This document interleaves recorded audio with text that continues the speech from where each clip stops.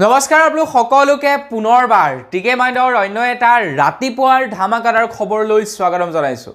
আজিও আপোনালোকৰ কাৰণে দিনটোৰ কেইবাটাও ইন্টাৰেষ্টিং খবৰ লৈ আহিছো। ভিডিওটো প্ৰথমৰ পৰা কিন্তু শেষলৈকে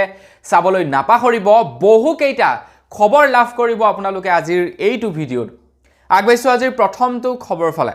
আপোনালোকে যেতিয়া নেকি কৰবা এখন ঘুমটিত বা এখন হোটেলত চাহ খাবলৈ যায় তেতিয়া আপোনালোকক হোটেলত বাৰু চাহ কিহত দিয়ে? আপোনালোকক যদি গ্লাছৰ কাপত দিয়ে বা আপোনালোক যদি ষ্টিলৰ কাপত কেনেবাকৈ দিয়ে আপোনালোকে কয় যে নহয় আমাক পেপাৰ কাপত চাহ দিয়ক। আৰু ম্যাক্সিমাম হোটেলে আজিকালি পেপাৰ কাপতে চাহ দিয়ে কিয়নো মানুহে বেলেগে খোৱা গ্লাছত চাহ খাবলৈ বেয়া পায় বা ঘিন কৰে, সেই কাৰণে পেপাৰ গ্লাছতে আজিকালি সব বিলাক হোটেলে চাহ দিয়ে। কিন্তু আপোনালোকে বাৰু জানেনে সেই পেপাৰ গ্লাছটো প্লাষ্টিকতকৈ মাৰাত্মক এটা বস্তু। এটা বিশেষ ৰিপৰ্টত প্ৰকাশ পাইছে যে আমি যেটো নেকি প্লাষ্টিকৰ কাপত আগতে পানী খাওঁ সেই কাপটো বাৰু বৰ্তমান বেন কৰি দিছে, সেই গ্লাছটো বৰ্তমান কেন্দ্ৰ চৰকাৰে বেন কৰি দিছে, প্লাষ্টিক বেন কৰি দিছে। কিন্তু সেই যেটো নেকি প্লাষ্টিকৰ গ্লাছ আছিল সেই গ্লাছটোতকেও বোলে এই পেপাৰ কাপটো বিৰাটেই মাৰাত্মক বুলি জনাইছে। তাত এনেকুৱা ধৰণৰ কেমিকেল মিলোৱা থাকে যিবিলাক কেমিকেলে কেন্সাৰ, কিডনি ফেইল, সুগাৰ এইবিলাক বেমাৰ বৃদ্ধি কৰে বুলি জনাইছে। হাৰ্ট এটেক পৰ্যন্ত বৃদ্ধি কৰে। গতিকে কৰবাত যদি এতিয়াৰে পৰা হোটেলত যায় আপোনালোকে পাৰিলে লোকে খাই থৈ যোৱা গ্লাছতেই খাব, তথাপিও পেপাৰ কাপত নেখাব। আগবাইছে ইয়াৰ পাছৰটো খবৰ ফালে। ইয়াৰ পাছৰ খবৰটো ওলাইছে দবকাৰ পৰা। দবকাত হিন্দু আৰু মুছলিমৰ এক বিশেষ নিদৰ্শন দেখিবলৈ পোৱা গৈছে। মুছলিম সমাজৰ তৰফৰ পৰা আয়োজিত কৰা হৈছে ইস্তেমাৰ। আৰু সেই ইস্তেমাৰত প্ৰায় 1500 মানুহক এতিয়া হিন্দু সমাজে ভাত খুৱাব বুলি জনাইছে। মুছলমান সকলক ভাত খুৱাব হিন্দু সমাজে। প্ৰায় 1500 মানুহক ভাত খুৱাব বুলি জনাইছে। গতিকে চাওক হিন্দু আৰু মুছলিমৰ যি সম্পৰ্ক সেই সম্পৰ্কৰ নিদৰ্শন আৰু আমাক বেলেগকৈ কোনো নেতা পালি নেতাই বুজাই দিব নালাগে। ইয়াৰ পৰাই বুজিব পাৰি যে আমাৰ অসমৰ হিন্দু আৰু মুছলিমৰ মাজত কেনেকুৱা এটা সম্পৰ্ক আছে। হয় কৰবাত হ'ব পাৰে দুই এজন কৰবাত বেয়া থাকিব পাৰে মুছলমান বা দুই এজন কৰবাত হিন্দু বেয়া থাকিব পাৰে, কিন্তু সেই বুলি আৰু গোটেই মুছলমান জাতিটো বেয়া নহয় বা সেই বুলি গোটেই হিন্দু জাতিটোৱে বেয়া নহয়। দুই এজন থাকিব পাৰে বেয়া। গতিকে দুই এজনক লৈ আমি গোটেই জাতিটোক কেতিয়াও বিচাৰ কৰিব নালাগে বুলি মই ভাবো। নে আপোনালোকে কি ভাবে? আগবাইছে ইয়াৰ পাছৰটো খবৰ ফালে। ইয়াৰ পাছৰ খবৰটো ওলাইছে পাকিস্তান আৰু ইৰাণৰ পৰা। পাকিস্তান আৰু ইৰাণৰ মাজত এতিয়া অকণমান উমি যুদ্ধৰ জুই জ্বলিছে ইৰাণ আৰু পাকিস্তানৰ মাজত। কেইদিনমান আগত পাকিস্তানে আমাৰ ভাৰতৰ কেইটামান ইয়াত মানে ড্ৰোন এটেক কৰিছিলে। ড্ৰোন এটেক আমাৰ কেম্পত মানে ড্ৰোন এটেক কৰিছিলে। তাৰ পাছত আমাৰ ভাৰতে বাৰু উচিত জবাব দি দিলে। তাৰ পাছত আকৌ ইৰাণকো বোলে তেনেকুৱা কৰিছিল। ইৰাণতো বোলে কি কৰিছে পাকিস্তানে ভয় খুৱাবৰ কাৰণে বোলে ড্ৰোন এটেক কৰিছিলে। ইৰাণ বাপেকে এতিয়া খঙত আহি গ'ল আৰু সেই কাৰণে এতিয়া কেইবাটাও মিছাইল এৰি দিলে পাকিস্তানলৈ। আৰু তাৰ পাছত পাকিস্তানৰ কেইবাটাও ঘাটি আতংকবাদীৰ ঘাটি উঠাই দিছে বুলি জনাইছে ইৰাণৰ তৰফৰ পৰা। গতিকে চাওক কেনেবাকৈ যদি পাকিস্তান আৰু ইৰাণৰ কাজিয়া হ'বলৈ হয় নহয় আমাৰ ভাৰতো কিন্তু সংকটত আহি যাব। আগবাইছে ইয়াৰ পাছৰটো খবৰ ফালে। আপোনালোকৰ ৰেচন কাৰ্ড আছে নাই কমেণ্ট এটা কৰি জনাব। যদি আপোনালোকৰ ৰেচন কাৰ্ড নাই, যদি নাছিলে তেন্তে আপোনালোকৰ কাৰণে এটা ভাল খবৰ। যোৱাকালিৰে পৰা অসমত যিসকলৰ ৰেচন কাৰ্ড আছিলে তেওঁলোকক ৰেচন কাৰ্ড বিতৰণ কৰা হৈছে। 17 তাৰিখৰ পৰা 28 তাৰিখ পৰ্যন্ত আমাৰ অসমত ৰেচন কাৰ্ড বিতৰণ কৰিব বুলি জনাইছে। তো আপোনালোকৰ ৰেচন কাৰ্ডখন আপোনালোকে পালে নে নাই পোৱা কমেণ্ট এটা কৰি জনাব। যদি আপোনালোকে এতিয়ালৈকে ৰেচন কাৰ্ড পোৱা নাই তেন্তে আপোনালোকৰ গাঁৱৰ যি কণ্ট্ৰলৰ দোকানী তেখেতৰ লগত আপোনালোকে যোগাযোগ কৰক। আপোনালোকেও লাভ কৰিব এখন ৰেচন কাৰ্ড। মুঠৰ ওপৰত ক'বলৈ গ'লে যাৰ ৰেচন কাৰ্ড নাই সিয়ে এইবাৰ ৰেচন কাৰ্ড লাভ কৰিব। আগবাইছো ইয়াৰ পাছৰটো খবৰ ফালে। আপোনালোকৰ তাত কুঁৱলী এইবাৰ কেনেকুৱা পৰিছে কমেণ্ট কৰি জনাব। যোৱাকালি মই সুধিছিলোঁ বহু লোককে যে আপোনালোকৰ তাত কেনেকুৱা কুঁৱলী, তো বহু লোকে কৈছে যে আমাৰ ইয়াতেতো সাংঘাতিক কুঁৱলী পৰিছে, গোলাঘাটত কুঁৱলী পৰিছে, বোলে তেজপুৰত কুঁৱলী পৰিছে, মানে বিভিন্ন স্থানত বিৰাটেই সাংঘাতিক ৰকমে কুঁৱলী পৰিছে। তো সেইখিনিতেই খবৰ ওলাইছে যে আগন্তুক 24 ঘণ্টাত বোলে বতৰ বেয়া কৰাৰ সম্ভাৱনা আছে বুলি জনাইছে। বৰষুণৰ লগতে বজ্ৰপাত হোৱাৰ সম্ভাৱনা আছে বুলি জনাইছে বতৰ বিজ্ঞানীৰ তৰফৰ পৰা আগন্তুক 24 ঘণ্টাত। গতিকে বি কেয়াৰফুল। এইফালে কুঁৱলী পৰি আছে আকৌ সেইফালে বৰষুণ, মানে তামাম ঠাণ্ডা নামিব। আগবাইছে ইয়াৰ পাছৰটো খবৰ ফালে। 22 জানুৱাৰী তাৰিখৰ দিনাখন অযোধ্যাত ৰাম মন্দিৰ উদ্বোধন কৰা হ'ব আৰু এখন উদ্বোধনী মিটিং আয়োজিত কৰিছে আৰু সেই মিটিংখন আয়োজন কৰিছে বিজেপিৰ তৰফৰ পৰা এতিয়া সেই মিটিংখনলৈ বহু লোকক নিমন্ত্ৰণ জনাইছে বহু লোকে তালৈ নাযাওঁ বুলি কৈছে ডাঙৰ ডাঙৰ আচাৰ্যই নাযাওঁ বুলি কৈছে আমাৰ অসমৰ শংকৰ সংঘই নাযাওঁ বুলি কৈছে আনফালে যিসকল নেকি কংগ্ৰেছী নেতা আছিলে তেওঁলোককো নিমন্ত্ৰণ জনাইছিলে কিন্তু তেওঁলোকে কৈছে যে আমি সেই দিনাখনৰ সেই সভাখনলৈ নাযাওঁ কিন্তু ৰাম মন্দিৰলৈ যাব তেওঁলোকৰ ৰাম মন্দিৰক বা ৰাম ভগৱানৰ লৈ তেওঁলোকৰ একো প্ৰশ্ন নাই বা তেওঁলোকৰ বেয়া পাব লগা একো নাই তেওঁলোকে ৰাম মন্দিৰক বেয়া পোৱা নাই ৰাম মন্দিৰলৈ যাব কিন্তু সেই 22 তাৰিখৰ যিখন নেকি মিটিং আয়োজিত কৰিছে সেই মিটিংখনত নাযায় কংগ্ৰেছৰ নেতাসকলে এতিয়া তাক লৈ বিজেপিয়ে বিৰাটেই হিন্দু মুছলিম কৰি সাংঘাতিক ৰকমে পলিটিক্স আৰম্ভ কৰি দিছে তো সেই সময়তে এজন এনচিপিৰ অধ্যক্ষই জনাইছে যে ৰাজীৱ গান্ধীৰ কাৰ্যালয়ত ৰাম মন্দিৰৰ শিলান্যাস কৰা হৈছে কিন্তু বিজেপি আৰু আৰএছএছে ভগৱান ৰামক লৈ এতিয়া ৰাজনীতি কৰিছে বুলি জনাইছে গতিকে ভাবক যিজন মানুহৰ কাৰ্যালয়ত ৰামৰ প্ৰতিমূৰ্তি আছে ৰামক পূজা কৰে তো সেইজন মানুহে ৰামক বেয়া পোৱাৰ কোনো প্ৰশ্নই নাহে কিন্তু তেখেতে কৈছে যে মই সেই দিনাখনৰ বিজেপিৰ সেই সভাখনলৈ নাযাওঁ ৰাম মন্দিৰলৈ অবিয়াছলি যাব চবেই যাব গতিকে এনেকুৱা ধৰণৰ কথা কিন্তু তাক লৈ এতিয়া পলিটিক্স আৰম্ভ হৈ গৈছে গতিকে আপোনালোকেও সেই হিন্দু মুছলিমত নাযাব নিজৰ মাইণ্ড লৈ এইবাৰ কাম কৰিব আগবাইছোঁ ইয়াৰ পাছৰটো খবৰ ফালে কেন্দ্ৰ চৰকাৰৰ ফালৰ পৰা এনেকুৱা এটা এতিয়া টেকন'লজি উদ্ভাৱন কৰিছে যিটো টেকন'লজিৰ সহায়ত আপোনালোকৰ মোবাইলত সিম কাৰ্ড নাথাকিলেও আপোনালোকৰ মোবাইলত ইণ্টাৰনেট সেৱা নাথাকিলেও আপোনালোকৰ মোবাইলৰ ৰিচাৰ্জ নাথাকিলেও আপোনালোকে টিভি চেনেল পুৰা লাইভ চাই থাকিব পাৰিব এতিয়া চাওক আপোনালোকৰ মোবাইলত আপোনালোকে FM ৰেডিঅ'টো খুলক আৰু আপোনালোকে FM ৰেডিঅ'ৰ মানে চেনেলৰ সিগনেলটো মিলাই আপোনালোকে নন ষ্টপ FM ৰেডিঅ' শুনি থাকিব পাৰে না আপোনালোকক ৰিচাৰ্জ লাগিব না আপোনালোকক সিম কাৰ্ড লাগে ঠিক তেনেকৈ এতিয়াৰে পৰা টিভিৰ চেনেলো বুলে চাব পাৰিব মোবাইলসমূহত ভাৰত চৰকাৰৰ ফালৰ পৰা এটা নিৰ্দেশনা জাৰি কৰি দিছে ইতিমধ্যে প্ৰায় 19খন চহৰত হেতু ট্ৰায়াল চলিব বুলি জনাইছে সব চেনেল নাপায় কিন্তু যিবিলাক নেকি চৰকাৰী চেনেল ডিডি নিউজ হৈ গ'ল কিবা কিবি এইবিলাক মানে যিবিলাক নেকি চৰকাৰী চেনেল তো সেই চৰকাৰী চেনেলবিলাক কোনো ধৰণৰ ৰিচাৰ্জ বা সিম কাৰ্ড নোহোৱাকৈ ডাইৰেক্টলি মোবাইলত চাব পাৰিব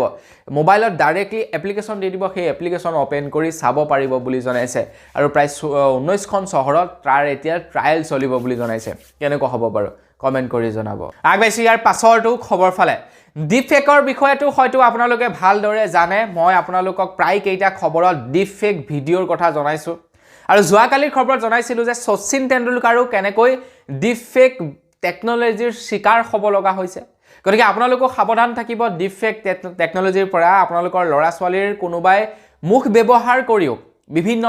প্ৰকাৰৰ ভিডিঅ' বনাই আপোনালোকক ব্লেকমেইল কৰিব পাৰে গতিকে আপোনালোকে অকণমান ধীৰে স্থিৰে এতিয়া কাম কৰিব বহুতো এনেকুৱা ব্লেকমেইলাৰ ওলাইছে যিবিলাকে নেকি মানুহক টাৰ্গেট কৰি লৈছে এতিয়া ডিপফেকৰ সহায়ত ব্লেকমেইল কৰিবৰ কাৰণে তো সেইখিনিতে খবৰ ওলাইছে যে এতিয়া ডিপফেকৰ ওপৰত খুব কম দিনৰ ভিতৰতে কেন্দ্ৰ চৰকাৰৰ ফালৰ পৰা কেইটামান নিয়ম আনিব বুলি জনাইছে যাৰ জৰিয়তে নেকি এতিয়া যিবিলাকে নেকি এনেকুৱা ধৰণৰ ভিডিঅ'বিলাক বনায় ডিপফেক ভিডিঅ'বিলাক বনায় তেওঁলোকক যাতে নাকি লগাব পাৰে তো তাৰ কাৰণে এতিয়া কেন্দ্ৰ চৰকাৰৰ ফালৰ পৰা খুব কম দিনৰ ভিতৰতে কিছুমান নীতি নিয়ম আনিব বুলি জনাইছে আগবাইছোঁ ইয়াৰ পাছৰটো খবৰ ফালে ইয়াৰ পাছৰ খবৰটো ওলাইছে ভাৰতৰ অৰ্থনীতিৰ ওপৰত আমাৰ ভাৰতৰ অৰ্থনীতি দিনক দিনে বুলে চহকী হৈছে নাজানো বাৰু কিন্তু ৰিপৰ্ট এটো তাকেই কয় যে ভাৰতৰ অৰ্থনীতি চহকী হৈছে 2024 চনৰ এটা ৰিপৰ্টত প্ৰকাশ পাইছে যে 2024 চনৰ শেষৰ ফালে আমাৰ ভাৰতৰ অৰ্থনীতি বুলে $5 ট্ৰিলিয়ন হ'ব বুলি জনাইছে $5 ট্ৰিলিয়ন গতিকে আইডিয়া কৰক মানে আইডিয়া নহয় আপোনালোকে ক্যালকুলেশন কৰক যে কোটিৰ হিচাপত আমাৰ ভাৰতৰ অৰ্থনীতি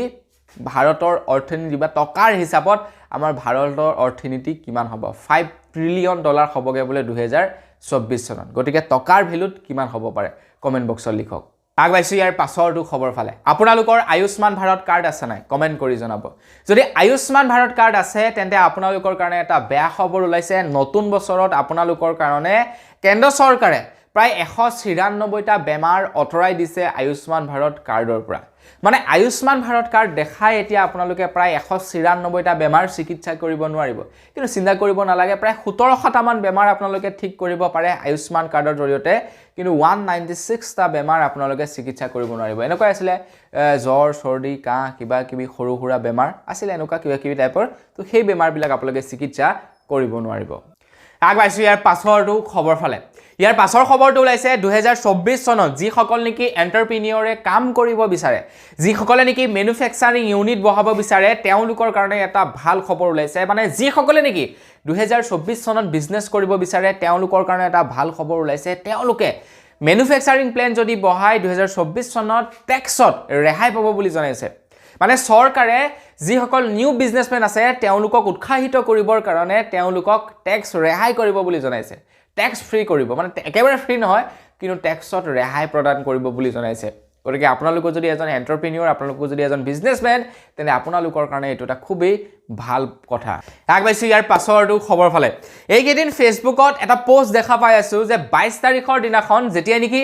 ৰাম মন্দিৰ উদ্বোধন কৰা হ'ব ৰাম মন্দিৰ উদ্বোধন কৰাৰ পাছত ভাৰত চৰকাৰৰ ফালৰ পৰা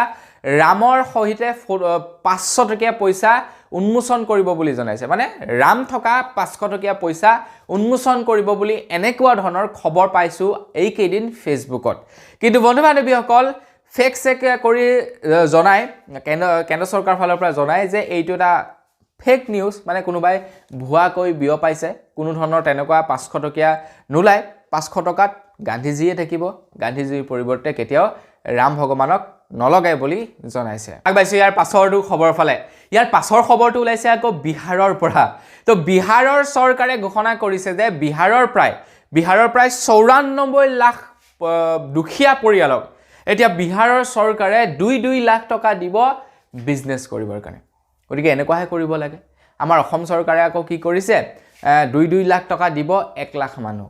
1 লাখ মানুহক 2 লাখ টকা দিব আৰু কোট আৰু আমি পাম চাগে সেই যিবিলাক নেকি সেই লগে সগে ঘূৰি মেলি ফুৰে তো তেওঁলোকেই লাভ কৰিব গতিকে এনেকুৱাকৈ দিব লাগে দিলে হেভি এমাউণ্টত দিব লাগে বা দুখীয়া মানুহক দিব লাগে বোলে যাৰ যাৰ ৰেচন কাৰ্ড আছে সিহঁতে লাভ কৰিব তেওঁলোকৰ ল'ৰা ছোৱালীয়ে লাভ কৰিব সেইটো সিস্টেম কৰিব লাগে আগবাইছো ইয়াৰ পাছৰটো খবৰ ফালে এটা ভাল খবৰ আপোনালোকৰ কাৰণে ওলাইছে এটা ভাল খবৰ ওলাইছে আপোনালোকৰ কাৰণে